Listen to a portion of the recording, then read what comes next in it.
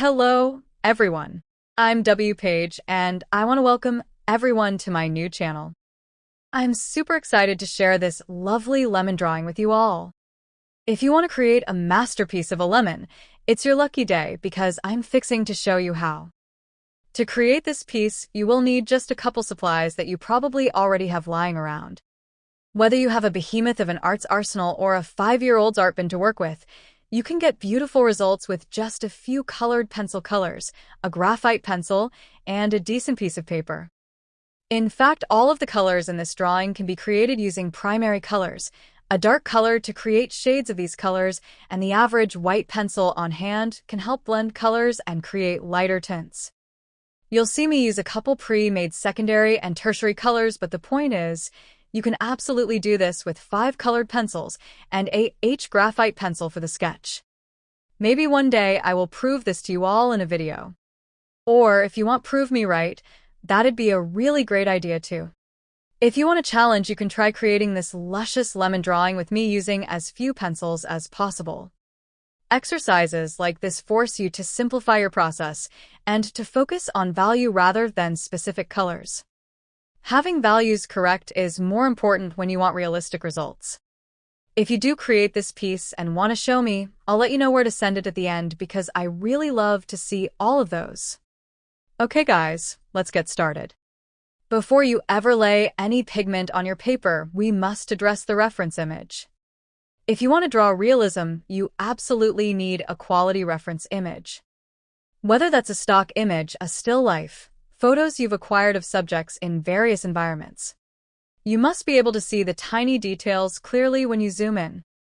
Sometimes you can make educated guesses on placement, but it's best to choose a reference like this with strong contrast, dark shadows, and obvious light sources. Take note of where warm tones, cool tones, and where the light source is located. Now, I did this sketch with a 3H graphite pencil. I've mapped out where the brightest highlights will be. I removed some of the graphite with a kneaded eraser, but not all of it from everywhere at once. Since I'm working with a super light yellow, I like to shade the perimeter, lightly erasing as I go so I don't totally lose my guidelines. I also don't want my colors to get muddy. I'm using lemon yellow for this step. I'm basically shading the entire lemon and around any illuminated areas that I see. It's a good idea to choose some colors to use and create some swatches by mixing colors, shades, and tints with them ahead of time. This allows you to test your paper and blending tools. You'll also have a solid idea of how to make the colors in your reference. This exercise promotes a more stress-free coloring experience. I'll be using a mixture of Prismacolor and Polychromos because they are different but can complement one another. If you have different brands, don't be afraid to mix them together. Using canary yellow, I will shade a layer around the bottom, especially the portions in shadow under the leaves and the bottom right corner where lemon is closest to the surface it's sitting on.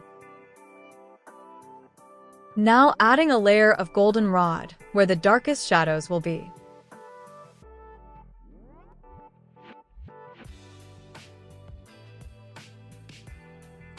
I'm using tiny circular marks to simulate the lemon's texture. I'm shading a sort of mirrored leaf shaped for the cast shadow and add some shadow under other leaves. Using yellow ochre as a mid-shade, we can blend these shadows into the lightest portions. Use light pressure and tiny circular strokes. Shade up the middle and around the brightest spots. Make sure your pencil is sharp when you lightly outline some details you see.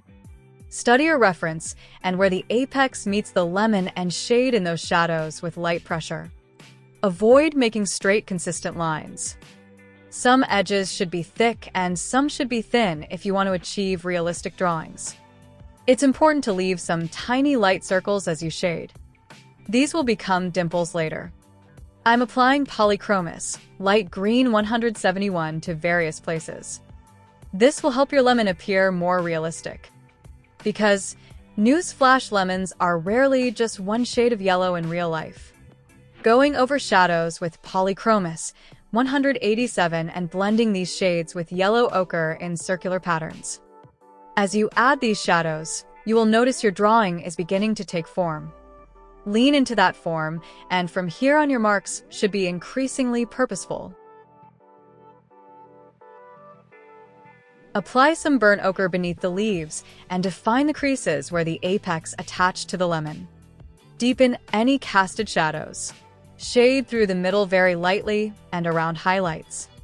I'm going over the shadows closest to the highlights with lemon yellow and cream to blend outward to create gradation.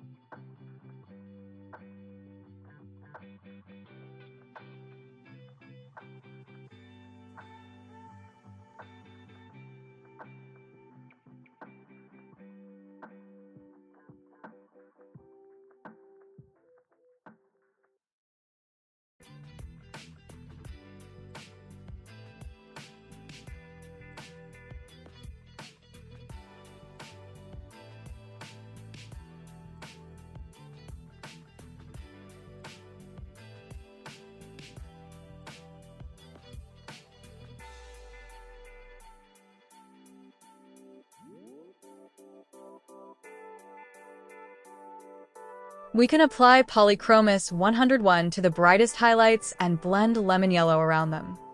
You want a smooth transition into highlighted areas.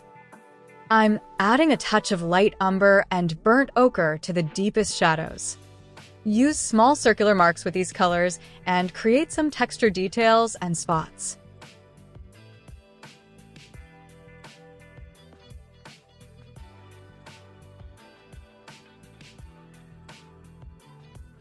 I added some pale vermilion to the very bottom edge.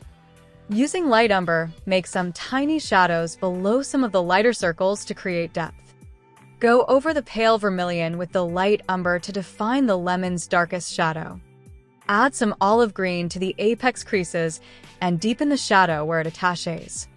For the lemon shadow, I'm creating a crescent-shaped shadow with lemon yellow. This portion will be largely dependent on the environment. Your reference just so happens to be in because everything around us not only casts shadows, the objects also reflect light. Putting a pure gray shadow, for example, works in some cases.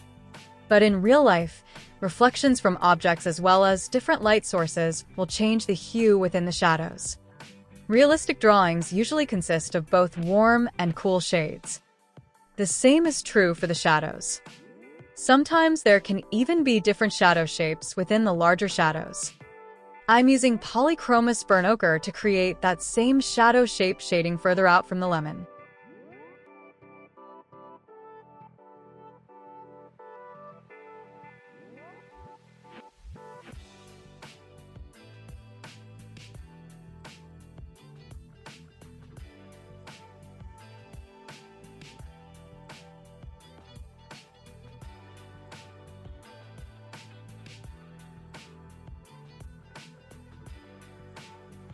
I'm using cream over the lightest yellow here and blending it all with the 10% French gray as I'm continuing to shade away from the lemon.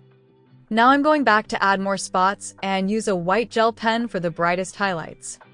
Then I shade some more tiny shadows under prominent dimples. The darkest shadow should be where the lemon meets the surface. You can get as fancy here as you see fit. Let me know if anyone wants to see the leaves drawn step by step in a future video. And voila! The luscious lemon is complete. If you want to share your artwork with me, I'd love to see it. You can send it to W.PaigeCreates@gmail.com. Thank you for watching. Please support my channel by subscribing and sharing this video. Happy creating! Bye!